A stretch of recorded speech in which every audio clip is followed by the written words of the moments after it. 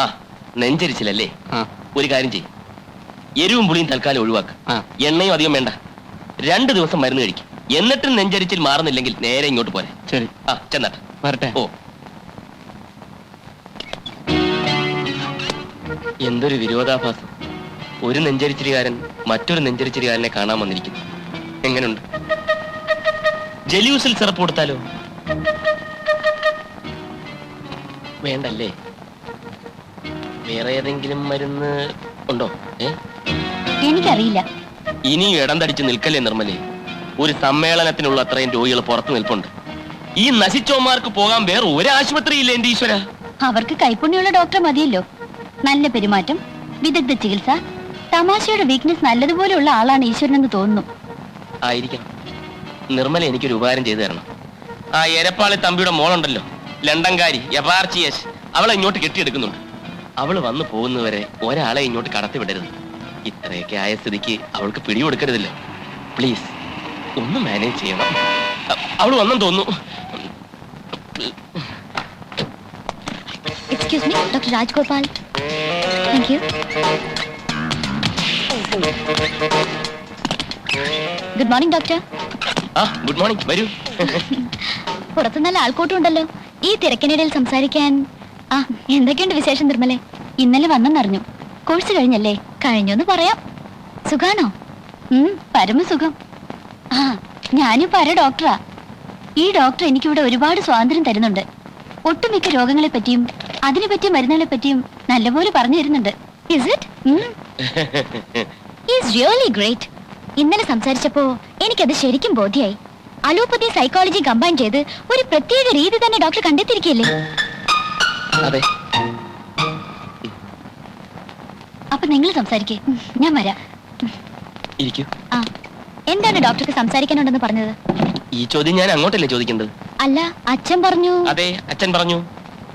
അല്ലല്ല, ഞാനാ പറഞ്ഞത്. എനിക്ക് ഒരു കാര്യം ചോദിക്കാനുണ്ടായിരുന്നു. ലണ്ടനിൽ എന്റെ ഒരു ഫ്രണ്ട് ഉണ്ടായിരുന്നു, FRCS അല്ലല്ല MRCP, ഒരു ഡോക്ടർ കൊച്ചിപ്പൻ. അവനെ പറ്റി ചോദിക്കാനായിരുന്നു. കണ്ടോ അവനെ? അവിടെ വെച്ച് കണ്ടോ? കൊച്ചിപ്പനോ? അതാരാ? അപ്പൊ കണ്ടില്ല. ഇതാണോ അത്യാവശ്യ കാര്യമാണെന്ന് പറഞ്ഞത്? ഇത് ഫോണിൽ കൂടെ തന്നെ സംസാരിക്കായിരുന്നല്ലോ. ആകാമായിരുന്നു. അതോ വേറെ വല്ല സംസാരിക്കാനുള്ള മുഖവരിയാണോ ഇത്? എന്ത് മുഖവര? അച്ഛൻ ചില കാര്യങ്ങളൊക്കെ എന്നോട് പറഞ്ഞു. എന്ത് കാര്യം? നമ്മൾ തമ്മിൽ എത്രയും പെട്ടെന്ന് കല്യാണം കഴിക്കണം അത്രേ. ഞാനത് കേട്ട് ചിരിച്ചുപോയി. സ്വന്തം അച്ഛനെ പരിഹസിക്കാൻ പാടില്ലായിരിക്കാം. But it's really funny.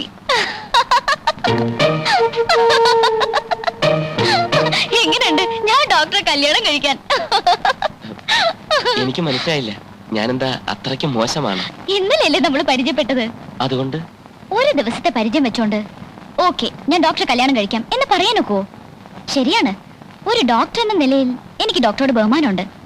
എന്ന് വെച്ച് പരസ്പരം അറിയാതെയും മനസ്സിലാക്കാതെയും അതെന്തൊരു കല്യാണമായിരിക്കും? ഒന്ന് ആലോചിച്ച് നോക്കൂ ഡോക്ടർ. പക്ഷെ പ്രായപൂർത്തിയായ ഒരു മകളെ കുറിച്ചുള്ള അച്ഛനമ്മമാരുടെ വേവലാതി നമ്മൾ മനസ്സിലാക്കണ്ടേ? അല്ല, നന്ദിനി പറഞ്ഞാണ് ശരി.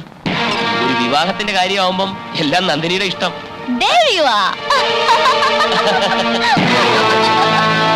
എന്താ മഹാദേവ നീ ഇങ്ങനെ വിവരക്കേട് സംസാരിക്കുന്നത്? അവളിൽ എന്നിൽ നിന്ന് വന്ന പെണ്ണല്ലേ? നമ്മളെ പോലെ ആണും പെണ്ണും തമ്മിലുള്ള വ്യത്യാസം അവിടെ ഉണ്ടോ? അവിടെയൊക്കെ പെണ്ണുങ്ങൾ ആണുങ്ങളുടെ മടിയിൽ കയറിയിരിക്കും, കവളത്തുന്നുള്ളും. അതൊക്കെ സർവ്വസാധാരണമല്ലേ? എങ്കിൽ അവളെന്താ എന്റെ മടി കയറിയിരിക്കാത്തത്, കവളത്ത് നുള്ളാത്തത്? എന്റെ കവളും മടി ഇവിടെ ഫ്രീ ആയിട്ടിരിക്കാണല്ലോ. അതെ, അവൾ അറിഞ്ഞു കാണത്തില്ല. അഥവാ അറിഞ്ഞാൽ തന്നെ അങ്ങനെയൊക്കെ നിന്റെ അടുത്ത് കാണിക്കണമെന്ന് അവൾക്ക് കൂടെ തോന്നണ്ടേ? അതെന്താ തോന്നാത്തത്? എവിടെയോ എന്തോ കുഴപ്പമുണ്ട്. എടാ, നിന്നോട് ഞാൻ 100 വട്ടം പറഞ്ഞല്ലേ പ്രമാണത്തിലൊപ്പെടെന്ന്. എടാ, ഈ സ്വത്ത് മുഴുവൻ അവിടെ വരുന്ന എഴുതി വെച്ചെന്ന് അറിഞ്ഞിരുന്നെങ്കിൽ അവൾ കവളത്തുകൊണ്ടുകയല്ല, നിന്നെ കെട്ടിപ്പിടിച്ച് ചുമ്മാ വെച്ചേനെ. ഒപ്പിടാൻ നേരത്ത് പല്ല് ചലച്ചു, പട്ടി കുറച്ചെന്നൊക്കെ പറഞ്ഞ് നീ മടിച്ചതല്ലേ കുഴപ്പമായത്. ഒപ്പിട്ടാലെല്ലാം നേരെയാവും അമ്മാവന് തോന്നുന്നു. എനിക്കുറപ്പാ. എങ്കിൽ ഒപ്പിട്ട് കഴിഞ്ഞു.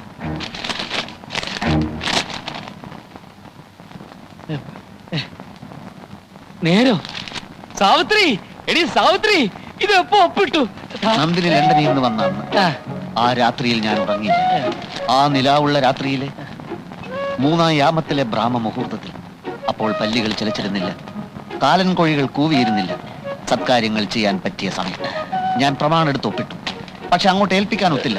പലപ്പോഴും രാഹുകാലം, യമകണ്ഠകാലം തുടങ്ങിയ തടസ്സങ്ങൾ. സാവിത്രി, ഇപ്പൊ എങ്ങനെ ഇരിക്കുന്നു? പ്രമാണത്തിൽ മഹാദേവൻ ഒപ്പിട്ടിരിക്കുന്നു. മഹാദേവ, അത് വേണായിരുന്നോ? സാവിത്രി, ഇത്രയും നാളത്തെ എന്റെ കാത്തിരിപ്പ് വെറുതെയായില്ല. ഇനി എത്രയും പെട്ടെന്ന് കല്യാണ തീയതി നിശ്ചയിക്കാം. അമ്മാവാ, അമ്മാവാ.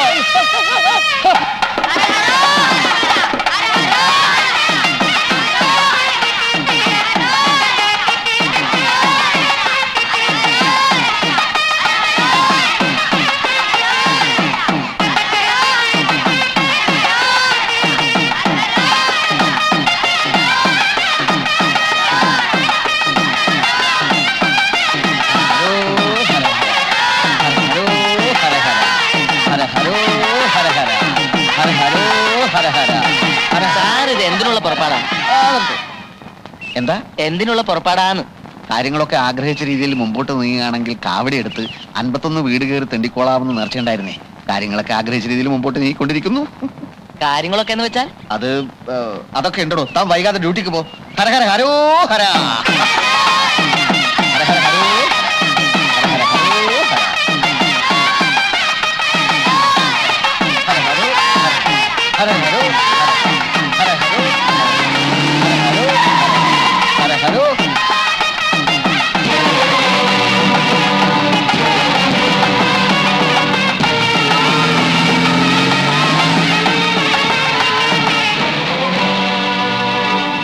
അമ്മാവാ, അയ്യോ, നീയായിരുന്നോ? എനിക്ക് നിലക്കണ്ട് മനസ്സിലായില്ല. എന്താണ് ഈ വേഷത്തിൽ? ഞാനുമായി കല്യാണം തീരുമാനിക്കാൻ പോകുന്ന നന്ദിനി അവന്റെ കൂടെ ആ ഡോക്ടറുടെ കൂടെ അയച്ചത് വല്ലവർ കണ്ട എന്ത് വിചാരിക്കും? ഇപ്പോഴത്തെ അവസ്ഥയിൽ ആരും ഒന്നും വിചാരിക്കാനില്ല. കല്യാണം തീരുമാനിച്ചവന്റെ കൂടെ തന്നെ അവളെ വിട്ടു.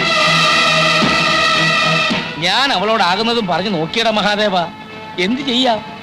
അവക്ക് നിന്നെ വേണ്ടെന്ന്. ഡോക്ടറെ അവൾക്ക് ഇഷ്ടപ്പെട്ടു പോയത്രേ. ഞാൻ അവളെ തല്ലി. നീ ഒപ്പിട്ട പ്രമാണം കാണിച്ചു കൊടുത്തു. അവൾ എന്ത് ചെയ്തെന്നോ ആ പ്രമാണം എന്റെ കയ്യിൽ നിന്ന് പിടിച്ചു വാങ്ങിച്ചിട്ട് പറയുക, ദേവന്റെ സ്വത്ത് എനിക്ക് വേണം, പക്ഷെ എന്റെ ഭർത്താവ് ഡോക്ടറായിരിക്കുമെന്ന്. അത് കേട്ടെന്നെ നെഞ്ചി തകർന്നു പോയടാ. ഇനി ഇപ്പൊ ഒരു രക്ഷയില്ല. എനിക്ക് കൂടുതലും പറയാൻ പറ്റുമോ? ലണ്ടനിൽ പഠിച്ച പെണ്ണല്ലേ? സാരമില്ലടാ, നമുക്ക് വേറെ കേട്ടാ. ഇവള് മാത്രമല്ലല്ലോ നാട്ടിലൊരു പെണ്ണ്. ഇങ്ങോട്ട് നോക്കിയേ, നിനക്ക് നല്ല കിളി കിളി പോലത്തെ ഒരു പെണ്ണിനെ അമ്മാവൻ ഏർപ്പാടാക്കി തരും. ആ സത്യം.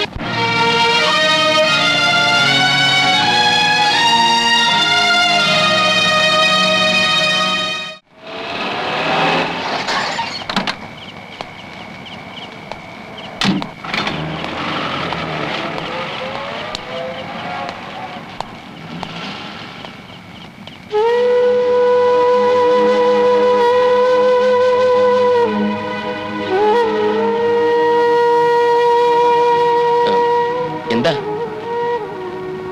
എല്ലാം ഞാൻ തുറന്നു പറഞ്ഞിരുന്നു. എന്നിട്ടും ഡോക്ടർക്ക് ഞാൻ ദ്രോഹം വല്ലതും ചെയ്തു. എന്താ അങ്ങനെ ചോദിക്കാൻ? നിങ്ങൾക്ക് കല്യാണം കഴിക്കാൻ ഈ ലോകത്ത് ഒരുപാട് പെണ്ണുങ്ങൾ കിട്ടുമല്ലോ. ഒരേ ഒരു നന്ദിനിയെ മാത്രം എനിക്ക് വിട്ടു തന്നൂടെ? ഓ, അതാണോ? ഞാനിപ്പോ കുറച്ച് ബിസിയാ. കുറച്ച് മെഡിക്കൽ ബുള്ളറ്റിനുകൾ റെഫർ ചെയ്യാനുണ്ട്. നമുക്ക് പിന്നെ കാണാം. പിന്നെ കാണാൻ ഞാൻ ഉണ്ടായെന്ന് വരില്ല. ഛേ, എന്തൊക്കെയായി പറയുന്നത്? നിങ്ങൾ ചെല്ല്, നമുക്ക് പിന്നീട് വിശദമായി സംസാരിക്കാം.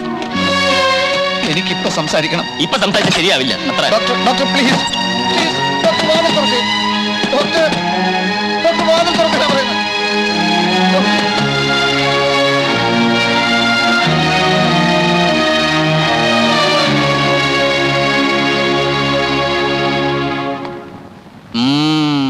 അത്ഭുതപ്പെടാനില്ല.